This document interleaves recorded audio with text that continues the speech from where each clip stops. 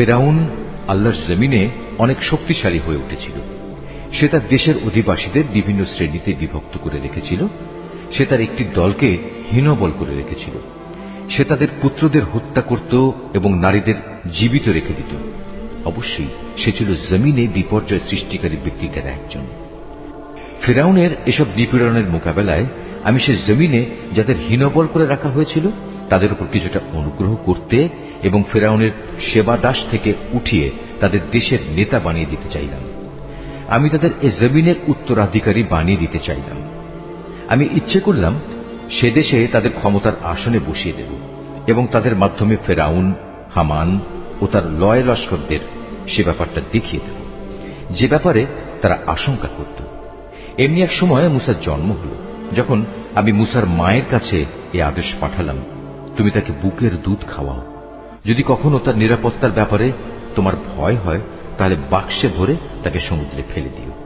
কোন রকম ভয় করো না, দুশ্চিন্তাও করো না, কেননা আমি তাকে তোমার কাছেই ফিরিয়ে দেব। আমি তাকে রসুলদের মধ্যে সামিল করব। আল্লাহ তাআলার আদেশ অনুযায়ী মুসার মা তাকে সমুদ্রে ফেলে দিল। অতঃপর ফেরাউনের লোকজন তাকে সমুদ্র থেকে উঠিয়ে নিল, যেন সে একদিন আল্লাহ তাআলার সিদ্ধান্ত মোতাবেক তাদের জন্য দুশ্মনী ও দুশ্চিন্তার কারণ হয়ে পড়তে পারে।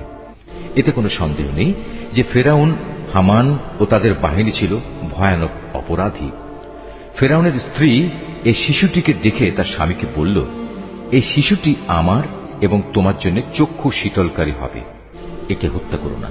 হয়তো একদিনে আমাদের কোনো উপকারও করতে পারে, অথবা আমরা তাকে সন্তান হিসেবেও তো গ্রহণ করতে পারি। কিন্তু তারা তখন আল্লাহ তাআলার পরিকল্পনা সম্পর্কে কিছুই বুঝতে পারেনি। ওদিকে মুসার মায়ের মন অস্থির হয়ে পড়েছিল। আমার প্রতি আস্থাশীল থাকার জন্য যদি আমি তার মনকে দৃঢ় না করে দিতাম, তাহলে সে তো দুশ্মনের কাছে তার খবর প্রকাশ করেই দিচ্ছিল। সে মুসার বোনকে বলল, তুমি সাগরের পাড় ধরে এর পেছন পেছন যাও। কথানুযায়ী সে তাকে দূর থেকে এমনভাবে পর্যবেক্ষণ করতে থাকল যে ফেরাউনের লোকেরা টেরও করতে পারল না। ওদিকে আগে থেকেই আমি তার উপর ধাত্রীদের স্তনের দুধ খাওয়ানো বন্ধ করে রেখেছিলাম।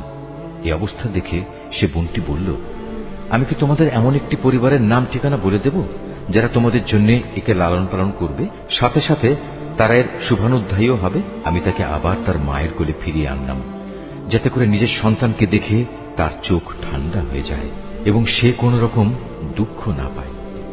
সে এ কথাটাও ভালো করে জেনে নিতে পারে আল্লাহ তাআলার ওয়াদা সত্য, যদিও অধিকাংশ লোক এটা জানে না।